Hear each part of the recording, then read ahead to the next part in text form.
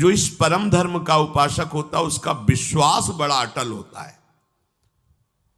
विश्वास को गोस्वामी जी बरगद वृक्ष की तुलना में कह रहे, बट विश्वास अचल निज धर्मा। विश्वास कैसा होना चाहिए? बोले बरगद वृक्ष जैसा। बरगद का जो वृक्ष होता है, बट वृक्ष, उसमें जगह जगह जड़ें निकल पड़ती हैं। अगर जड़ उखड़ जाए तो सैकड़ों जड़ें डालों में, वृक्ष नष्ट होने वाला नहीं। इतना मजबूत अपने आराध्य देव गुरुदेव पर विश्वास हो कि कोई रात दिन हमारी बुद्धि को विपरीत भरे तो भी हमारे विश्वास में कमी ना आवे।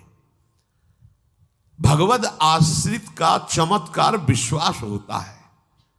हमें विश्वास है, बस ये बात तुम्हारी कोई छीनने न पावे तुम्हारे हृदय से।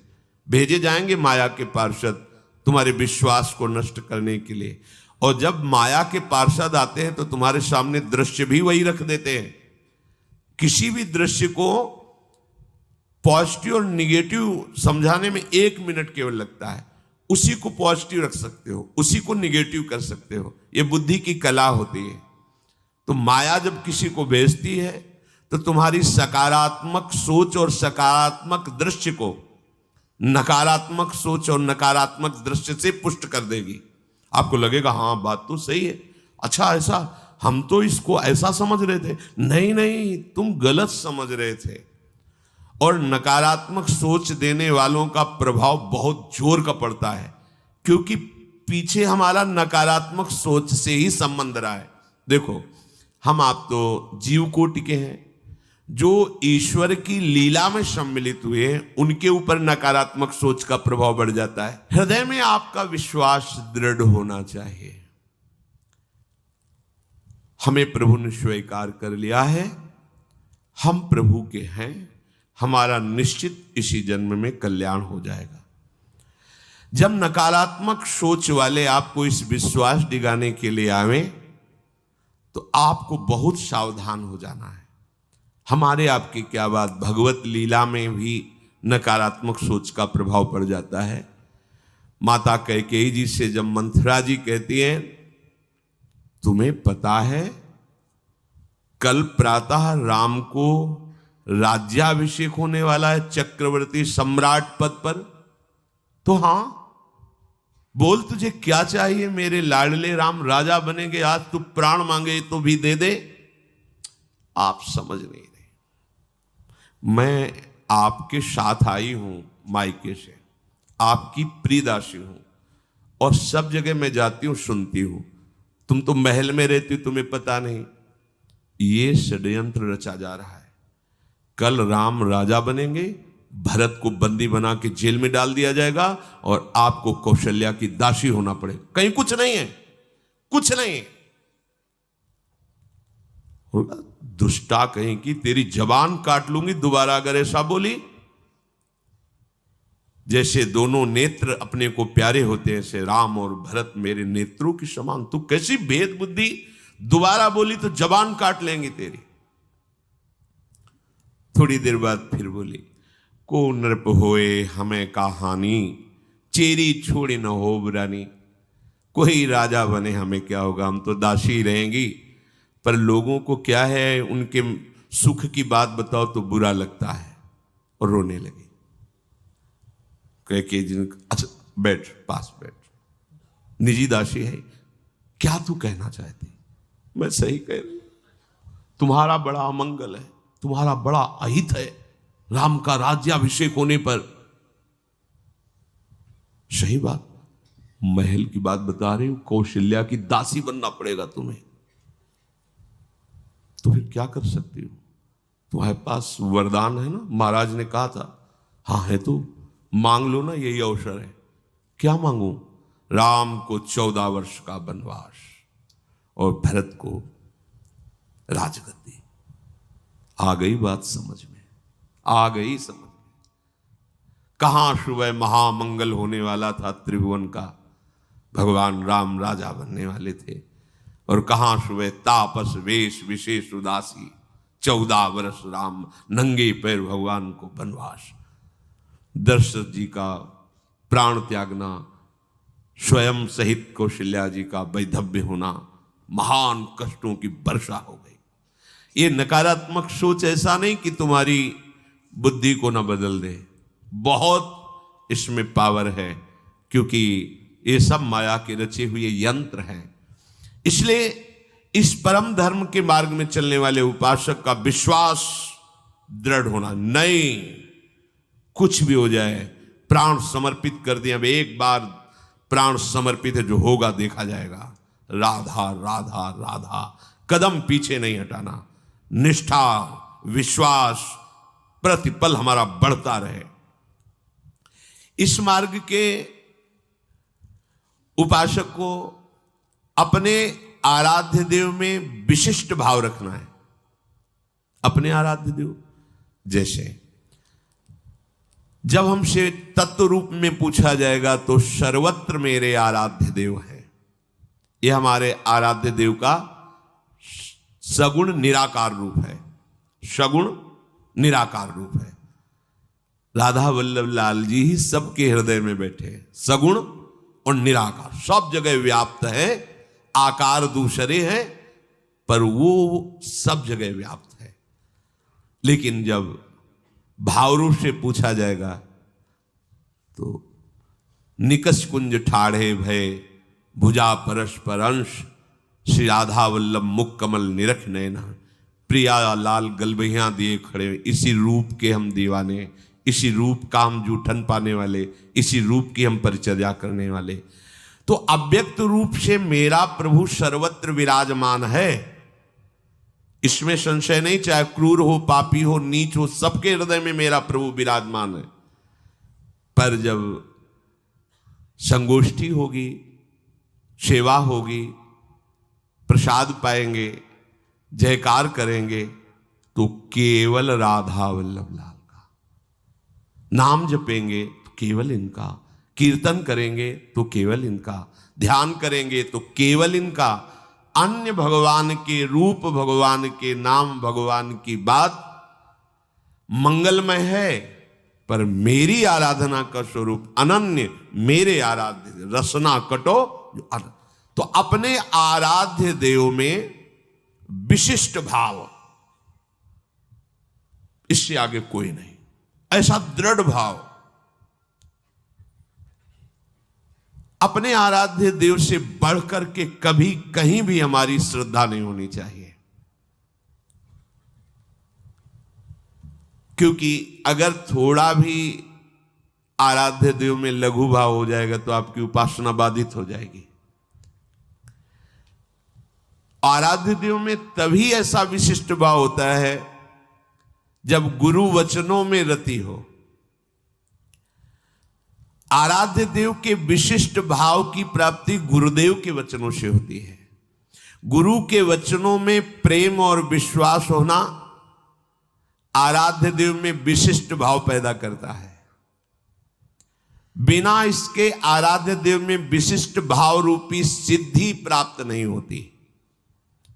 गुरु के वचन प्रतीति न जेहि सपने हो सुगम न सुख सिद्धिते ही।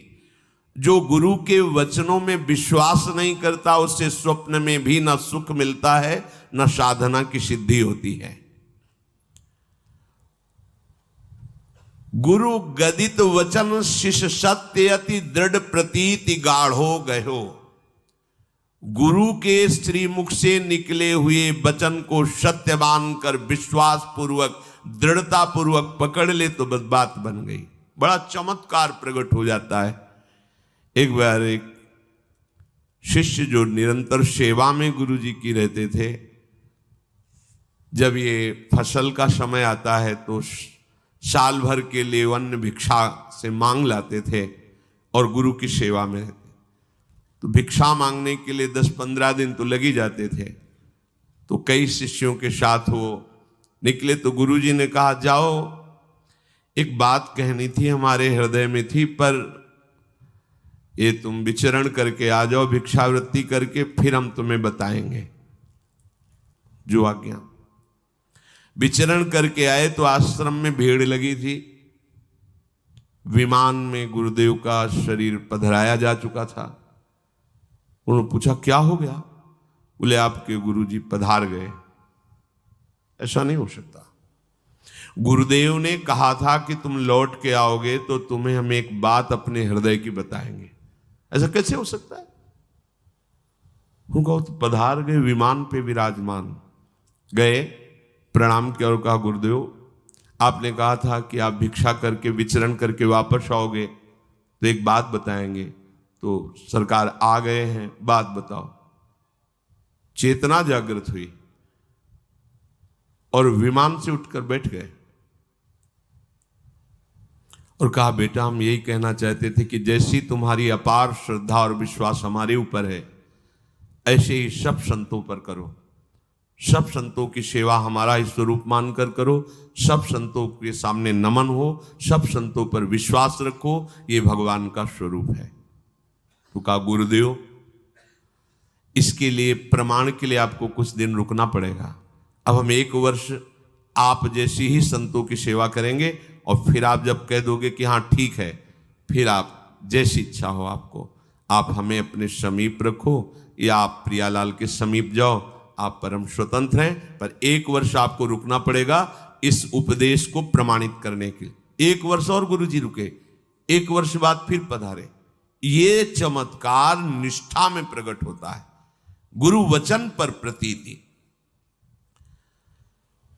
यदि हमारे हृदय में थोड़ा भी गुरु वचनों पर संशय रहेगा तो हमारा भाव प्रभु तक नहीं पहुंच पाएगा। इसीलिए किसी की उपासना में दिव्यता नहीं झलक पाती, क्योंकि गुरु के वचनों में मनमानी वचन मिलाए जाते हैं। जैसा बोला वैसा, तो कहते हमारी सामर्थ्य नहीं तो गुरु अल्पज्ञ है क्या, अज्ञानी है क्या? वो ऐसा आदेश कर ही नहीं सकते जो आप नहीं कर सकते। और अगर वो आदेश कर दिए, आपकी निष्ठा है, तो आप में वो सामर्थ्य जागृत हो जाएगी। आप करके तो देखो, आप उस पर चल के तो देखो।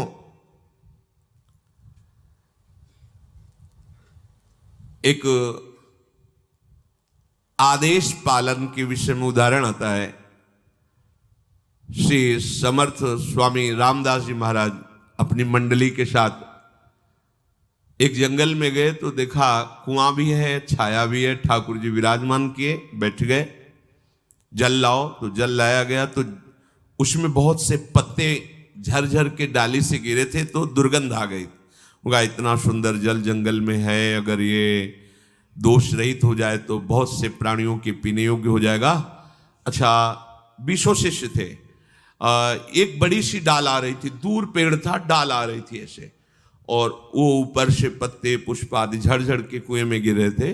तो हमें वृक्ष को हानि नहीं पहुंचानी, केवल कुएं के ऊपर जो डाल आई उतनी काटनी है। तो कुल्हाड़ आदि साथ रहती थी, क्योंकि ठाकुर जी थे तो रसोई अमनिया करने के लिए जैसे लकड़ी मिली तो उसको अपने रसोई के हिसाब से अमनिया करते थे। तो बोले इसमें चढ़ जाओ और उतनी ही डाल काटो जितनी कुएं पे आ रही। तो उधर से अगर पेड़ की तरफ से काटेंगे तो बहुत लंबी डाल थी, और आदेश सरकार का केवल इतना ही था, उतना ही काटना। इसका मतलब जिधर पत्ते हैं उधर बैठकर उतना ही काटना है। तो वहां वकील महाराज जी जो काटेगा तो मर ही जाएगा, कुएं में जाएगा। बोले इससे हमें कोई मतलब नहीं। अंबादास जी नाम के एक संत शिष्य थे, तो उनका भगवान ये सेवा हमारे हृदय में उत्साह हो रहा है करने का। सब शिष्य बैठे हैं, वो उठे, पेड़ में चढ़े, डाल में धीरे धीरे ऐसे करके आए, इधर आए, कुएं के ऊपर वो जो डाल का स्वरूप था उधर पकड़ करके बैठे और काटे। जे भी काटे तो डाल से ही अंदर कुएं में गए। अब हाहाकार मच गया शिष्यों की, प्रभु वो तो डाल कटना था। ऐसे बड़े निरपेक्ष दिखाई दे लगा, ये क्या लीला है, तुम मर जाएंगे। अब वो जब डाल कुएं में गिरी तो प्राण बचने की संभावना नहीं, क्योंकि ऊपर से डाल, नीचे जल, जल में जाके तो डूबना ही होगा। सब शिष्य शांत बैठे रहे। थोड़ी देर में देखा कि श्री राम जय राम, जय जय राम, श्री राम जय, दिव्य तेज कुएं से प्रकट हुआ और भगवत पार्षद उनको ऊपर ला करके खड़ा कर दिया। डाल भी बाहर, पत्ते भी बाहर, पानी अमृत जैसा सुगंधित, और वो शिष्य दिव्य तेजों में। तो उनका बड़ी देर लगा दी ऊपर आने में। बोले प्रभु जब नीचे गया तो प्रभु के पार्षद ले गए साकेत धाम और सिया राम जी के चरणों का स्पर्श प्राप्त हुआ, प्रणाम किया, उन्होंने प्रसाद दिया और हमें फिर कहा जाओ अपने गुरु सेवा में लगो। तो प्रभु अब सब शिष्य हाथ मल रहे कि जिनके लिए हम बाबा जी बने वो तो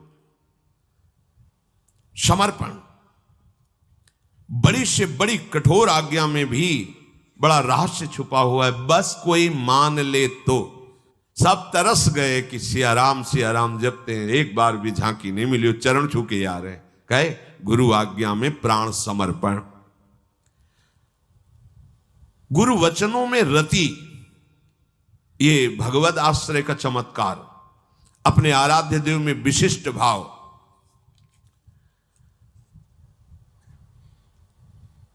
जिसने भगवान नाम को और भगवत आश्रय को स्वीकार कर लिया उसे कभी कहीं भी कोई डिगा नहीं और उसके सामने छल कपट नहीं चल पाएगा।